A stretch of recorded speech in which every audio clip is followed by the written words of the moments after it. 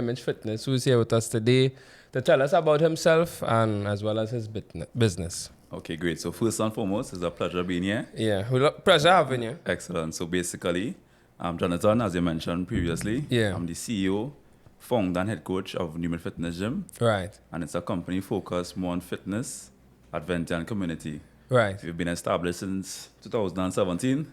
Right. And we just focus on the betterment of Trinidad and Tobago. Okay. All right. Yeah. So how do you maintain focus and passion over the 7 years while building your business from the ground up? So basically, I think it all comes down to the morning routine. Right. So off camera, we were just speaking about the morning routine, so that's going to basically reestablish it. I wake up in the morning, meditate to basically keep a clear mind. Right. I write down exactly the plan for the days Right. ahead. I basically watch motivational content before I leave the house. Yeah. And then I take a cold shower. The reason for the cold shower is because I don't like cold showers. So if you're able to do something you don't want to do, I start in the morning. You could apply that same principle to every other aspect. Aspect in your life. Correct. Yeah. So by doing it on a daily basis, I'm able to just compound greatness. Yeah. Condition your body and your mind as well for the Correct. challenges that the world going to bring onto you. Correct. Is right. So where you learn that aspect of that whole morning routine, where you learn that? Well, I learned that basically, so during the COVID-19 pandemic, Right. I was brought to like a low point in my life. And during that low point is where I would have started a habit of reading books. Right. So in reading the books, one of the stuff I learned is the morning routine, and they basically emphasize on the power of having good habits. And when the good habits compound is where you're able to become a version of yourself that you can recognize a year from now. Right, yeah.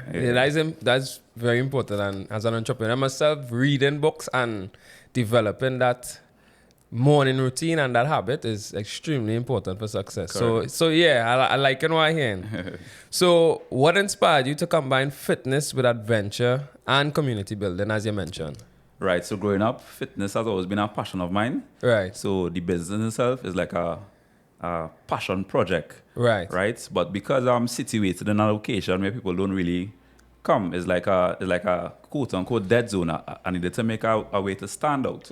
So in trying to conceptualize ideas to be different from other gyms, where we would have started stuff like doing hikes and intervals games on a monthly basis Right. to really stand Fun out. things. Fun things to Yeah. build a community. Yeah. So that's the reason behind blending fitness and adventure, and by doing these two things separately, I'm able to form a community. Right. And I mean, I just want to find out, does that community aspect also help with, I'm sure in this fitness industry, there are people who are a bit confused or they're not really motivated to start one week and then they fall short. But does that community activity help with molding them to be consistent? Definitely. So Yeah. having a community basically means you have partners that are going to keep you accountable on your fitness journey. So Right. it's like you're able to come to the facility not knowing anyone, Yeah. and you can leave having persons on your side that keeping you accountable to whatever journey that you basically discuss with them. Right, yeah. Yeah. So how important is it to have a unique brand identity, and how can entrepreneurs stand out in a crowded market? Honestly, that's a great question. Yeah. I could answer that by saying the importance of having the brand different from other brands is literally the only reason why you could stay in business. So if anytime you're exactly like the other business, you're going to lose in the long run, because the other business can control the market by fluctuating prices and stuff. And if they're lower in price than you, then the customer don't have anything to really differentiate other than just the price. Just the price, yeah. So once you're able to create value Yeah. outside of just the price, you will have the consumers able to make better decisions, Yeah. easier decisions. Right. Yeah. How influential would you say social media has been into the growth of your business? So I could answer by saying, if it wasn't for social media, I might not have a business. Yeah. Social media has been a very important engine Yeah. towards lead generation, because I don't use any other marketing format at the moment. Right. So only Instagram, only TikTok, Yeah. and by extension only WhatsApp. Right. And those three has been able to help me formulate a community of over 1,500 members. Right. Okay. Yeah. Yeah. How do you stay engaged with those that big amount of Yeah. people in a community? Where's your tactic? So basically, previously had the mentality to be the person to do everything myself, Right. but that's not scalable. Correct. So the most And it's important draining. thing was that And it's draining. correct. Yeah. So the most important thing is develop a system that you know works and delegate the task Right. to other Yeah. persons. Now, so recently, like last year, self, I hired a team. Right. So before that was just me alone, but I hired a team Yeah. of like receptionists and admin persons who could Right. basically send out cool messages and to also find out stuff from current members to Yeah. make sure the members who in the facility satisfied and to make sure persons who are probably interested could come on board. There is client relationship management, and I mean, coming from a corporate world, it's very interesting to hear someone in the fitness industry talking about implementation of plans like that. That is very impressive, right? Yeah, appreciate it. very, very impressive. So, how do you balance personal fitness goals with the demands of running and growing your company? Well, as I mentioned previously, fitness has always been a passion of mine. I Right. started fitness at the age of 13 years old. I'm currently 25. So basically, fitness is who I am. So it's not like I chore or anything to pay any work before the clients come for the day. So I just wake up early, do any session before the clients come, and then that is how I just go about balancing the fitness and my personal fitness journey aspect. So, if I'm seeing your social media, I think there was a post you did on one of your business pages, and I think there was a skinny Jonathan, real skinny, not this Hulk today. Yeah. Was there a pivotal aspect in your life that made you say, "Boy, I want to pump iron"? It had a lot of pivotal aspects. The main one, I could say when I was small, I used to get roasted a lot now. Yeah, So I remember a time I attended a funeral, Yeah. right? And instead of the people and then focus on the person who dead, they instead focus their attention on Yeah. why is my frame looking like I'm going next in the coffin. So I was like, Yeah. nah, them can come and style me Yeah, in the yeah. funeral. yeah. That was the point I said, that's doing push-ups and thing at home. So I used to do 210 push-ups every single day. Yeah, 210 RBs every single day from Form 1 all the way up. right. Yeah. Okay. Well, I mean, it has always take something very instrumental to kind of stay onto your path. Correct. So, I mean, you took the heat in a sense, and you made a positive outside, which is good. Correct. Yeah. So, how can entrepreneurs create a sense of community similar to what you're doing presently in your industry? Honestly, it's all about customer relations. The goal is to make everybody feel as important as possible. So Right. I read a book called How to Win Friends and Influence People. Yeah. And one of the main tactics I use is to basically call persons by their first name. Yes. So that is one. So once you make people feel important in your Yeah. facility or business, then they will compare that to how they're feeling outside. So like, for example, when you go in the grocery store or you go somewhere else, Yeah. nobody calling you by your first name, you're gonna feel like irrelevant. But when Yeah. you come somewhere that people treating you like royalty, you're going Yeah. and stay as long as possible, especially when they have other things other than gym, and where we have inter-house games, as I mentioned previously, we are Yeah. hiking. When you do these stuff, these are stuff that you won't do on a regular basis. So you're creating priceless memories at the facility. You're giving people an experience. Correct. It's all about the experience, honestly. Yeah. It seems like again that you read a lot of books and you dissect the pertinent and important information and you implement it in your business, which is good. Some people you might read and you don't retain, but you mentioned in the books, some of the books similar, so I've read them, and I realize you're taking out, you're extracting the pertinent parts, and that is impressive, very impressive. Appreciate it, man. Yeah. What's the most rewarding transformation you've witnessed from a client, and how did it impact you? So the most rewarding transformation I've ever experienced is I had a lady who came in at 70 pounds, Right. and she was saying, Jonathan, I'm depressed. I want to give up on life. This is my last straw. If after this it doesn't work, I just go and give up. Yeah. So I was under real pressure because I now started the business. So Right. it's like, So her goal was what? She wanted to gain weight she or lose wanted weight? to gain weight, right? Right, yeah. So she wanted to gain weight. And I now started the business, so I didn't have much credibility as yet. So I wasn't Right. really sure I was able to do the You're work doubting on yourself. Yeah, I was doubting Yeah. myself now. Yeah. And she comes with so much pressure Imposter on me. syndrome. Yeah, exactly. Yeah. So I was able to take her from 70 pounds to 130 something pounds. Right. And by the confidence she gained, she was able to tap into other opportunities outside the gym. And she was able to, so she came in single. Right. All of a sudden, she hammer, she happy, she going out, going on dates, thing. Yeah. She whole life transformed just Right. because of that, just because of the assistance of the whole community now. Right. So right, that was right. a very fulfilling experience, and it Right. gave me the confidence to apply that same system to other people and help Right. them also achieve the benefits of that. So, question, right? When your fitness journey, right? I know you mentioned the COVID aspect where you had to close and whatnot, but when you first opened your facility, how did you gain your first client? And how was that process in terms of gaining your first client? Because I'm just assuming you would have started and you're trying to figure out how you're paying these bills. So I could tell you how the gym started to begin with, and I'm not tell you how I got the first client. Right. So basically, the facility itself was used as a network marketing meeting area that my Right. father used to run. Right. Okay. Eventually, the meetings wasn't as packed, so he decided to give up the place. And Right. well, in me finding out he was going to give up the place, I had gym equipment at home. So I was like 16 years old. All I wanted was a place to put my equipment to gym for free. That was my only Right. intention. Yeah. So I put the gym equipment in the facility. And on day 29 of having the gym equipment in the facility, he was like, well, I'll go pass for the rent later today. But he never tell me to begin with that I had to pay rent now, boy. So when he tell me I had to pay rent, all of a sudden, I dumbfounded. I never make money in my entire life. So So now you're trying to figure out. Correct. How all of a sudden I go and find X amount of money by later today. So I started, back in them days, I used to party a lot. I used to go, I used to go CIC, and back in my CIC days, I was a party and all, so I knew a lot of people who also like to party as well. Yeah. And one of the most important aspects of partying is to look good. So when you go out there, you can enjoy yourself better, right? Yeah. So I had a lot of brethren who was going to an event called Island Crashers, right? Yeah, I know this. Yeah, I know that event. Right, Yeah. so basically... That's in Tobago. That's in Tobago. Right, yeah. So I had a lot of brethren who wanted to go Island Crashers. So I just conceptualized the idea. Yeah. Where, what if my brethren who go in IC with me also get fit for IC?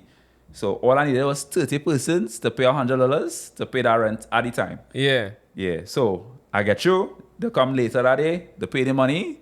And basically, it was, as I mentioned, the only reason I did that was just the pay rent. I wasn't concerned about the business aspect or anything. Yeah. And so but that's at a fire, ain't it? yeah, when the people and them started to get results, people started asking them how they get results, and people started referring them to me. Word of mouth, yeah. Word of mouth. Yeah. And it was just like that. So that's how I got my first set of quote-unquote clients. Yeah. But I wasn't taking any business serious until 2019 when I went on a cruise ship. When I went out there and I see how life's supposed to be lived. Yeah. You work on a cruise ship then? No, I didn't work on a cruise ship. It was vacation. Vacation with Right. the family. And basically when I went out there, I got a paradigm shift about life. Yeah. And I get real serious. When I come back, as soon as I come back, I double the membership. I had about 100 people, 100 members. I had no staff, by the way. 100 members, no Yeah. staff. So, and we was fitting in a small facility. So Right. because of the quantity of persons, they all can fit. So I was boasting to my father. I was telling him, hey, father, I have so much of members right now. I had to tell people that can't come. He was like, that's not a good thing, but let's expand the gym. I thought he was joking. So later that day, he called the landlord and he was like, XYZ, my son had to expand, what we could do? And he tell me that the landlord say, I could bust through the wall the next day. So Quick. set, so done. Everything happening quick, boy. So set, so done. yeah. I went up in a place, outsourced a guy who does cut walls and thing. Spent all my savings to expand. Yeah. So now I have two locations within the same. So two like apartments within the same location. Right. And as soon as I spent all my savings and I gave everybody hype, COVID-19 happened. Gyms locked down. Yeah, So yeah. You're vexed. I had to pay double the rent, Yeah. double the light bill, everything.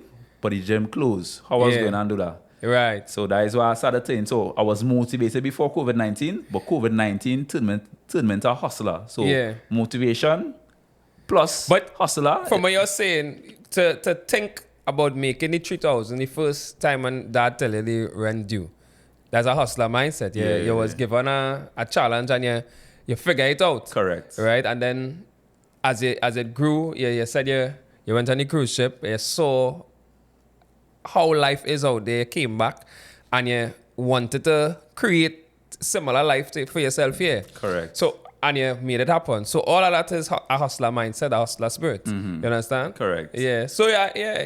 Interesting story, man. Yeah. So I hope that answers your question. Yeah. But Junie, how I'm asking this because other people may have had the same situation, and I had something similar, but it could be in another scenario, right?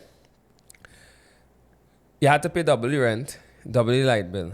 COVID, you close up, you can't make the money. What was the move there? Right. So it's had a law back in them days where you're only able to have a group of 5 persons, Right. 6 feet apart. Yes. At a car park of the gym, outside the gym. So I was like, what if I just do outdoor group training classes? Hustler spirit again. Hustler spirit. So Yeah. I make that big thing. I make a promo video, and that is why I learn about running ads. So I post it online. I used to spend 700 TT every single week. So take note, Mama, tell him my Yeah. income lock off. Yeah. I make up official promo video for the outdoor training.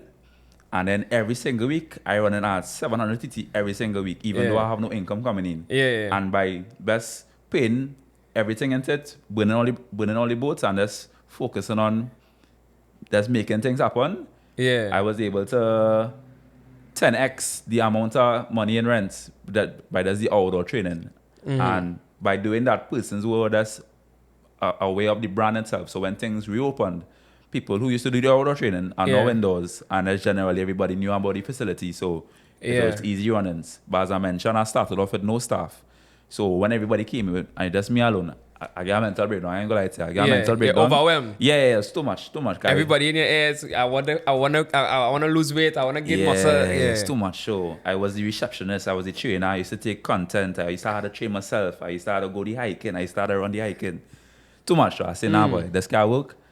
So that is why I developed the system of the hiring staff and making them. And the delegation. Exactly. Yeah. Interesting. You're getting challenges and you're figuring it out. That's business. That's entrepreneurship. Correct. Yeah. So, what advice would you give someone who's afraid to step out of their comfort zone and pursue their passion? Great question. Honestly, it's okay to be scared, but do it scared still. The goal is to jump off the cliff and build the plane on your way down. A lot of people ain't doing that. What practical steps did you take to expand your business while keeping your core values intact? So as I mentioned previously, building good habits, because good habits, when it compounds, it is making into a person that you won't recognize in a year from now. So that's the answer for that particular question. Just maintaining good habits. As I mentioned, when I wake up in the morning, I just write down something I'm grateful for. I just meditate, listen to motivational content, just to prepare my mind for any adversity. Conditioning yourself for the day. Correct. Yeah. Yeah. So based on how you mentioned in terms of you have to hire staff, you started doing delegations, right? What are the key lessons you've learned about leadership from being both a CEO and head coach? Well, the most important advice or the most important lesson I've learned in being a leader is to treat your staff like how you treat your best customer. Right. Basically. So once you treat your staff good, them going and treat your customers good. And by extension, it would be like a good economy you're building in your business. Yeah. Something interesting you mentioned previously was the income was low, but you still created a budget for your ads, right? I noticed you knew the figure to a T, right? I think it's 700 TT per week, right? And it's you also mentioned that it helped to sustain the business at that point in time, and because you were present at that point in time on social media, when the restrictions were lifted, the brand visibility was there so much that it was easy for people to convert into customers. Exactly. Right. That's something that I notice, and I always say, I talk about COVID. COVID was the age of video content, right? There was an influx of it, and I think a lot of people who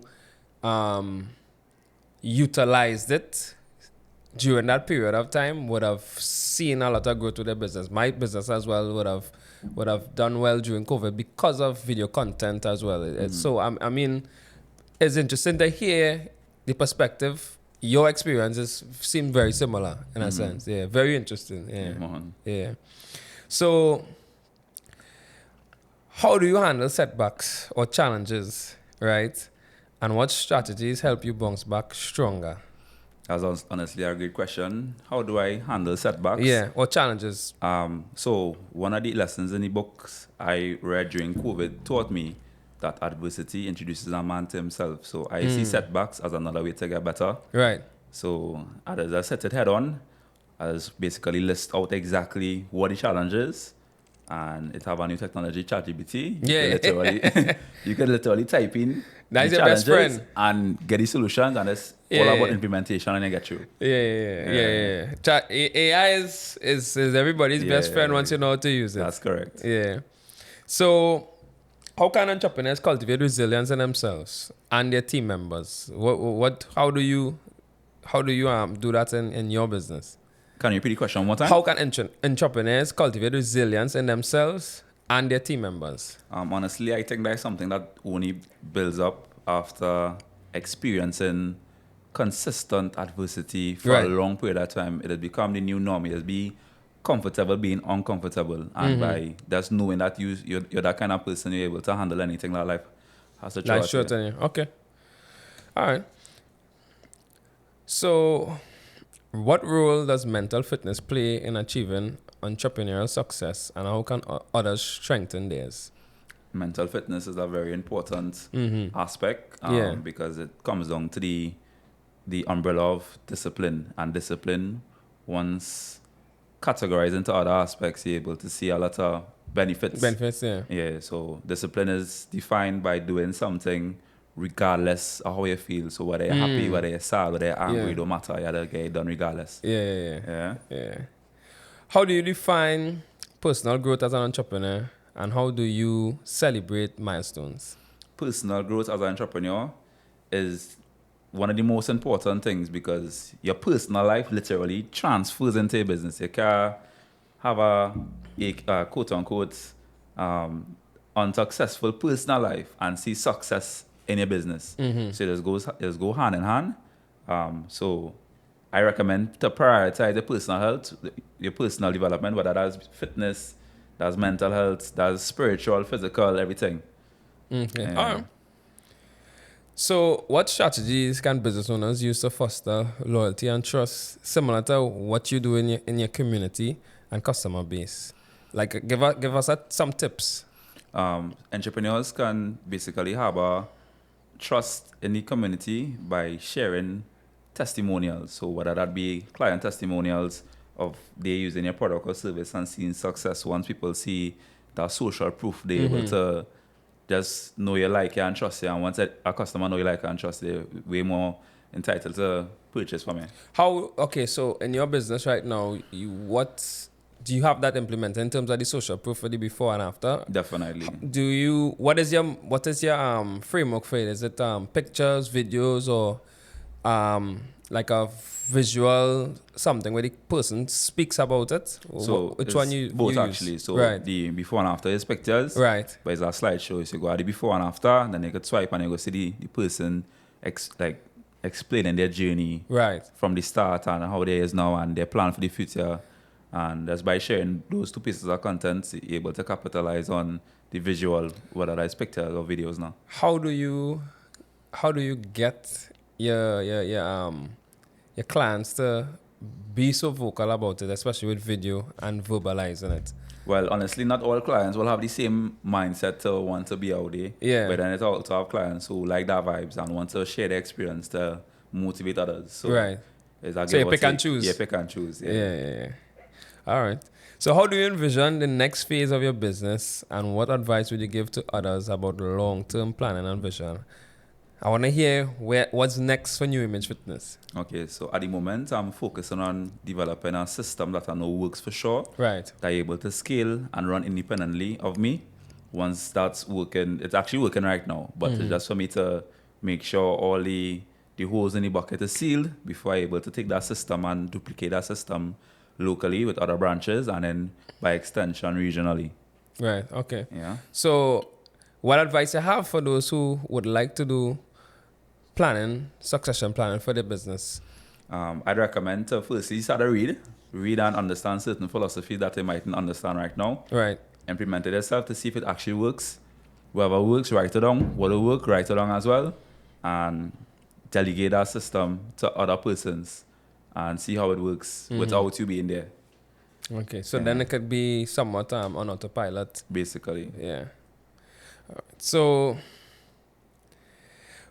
what are some ways entrepreneurs can blend personal growth and professional goals to create long-lasting success? I've given you 2 more questions, and this is more along the lines to help motivate people who may be listening. Understood. Right. So, what are some ways entrepreneurs can blend personal growth and professional goals to create long-lasting success? That's honestly a great question. I could give an example of the habit of, let's say, planning a day. Right. Make sure you're adding the workout at the start of the day.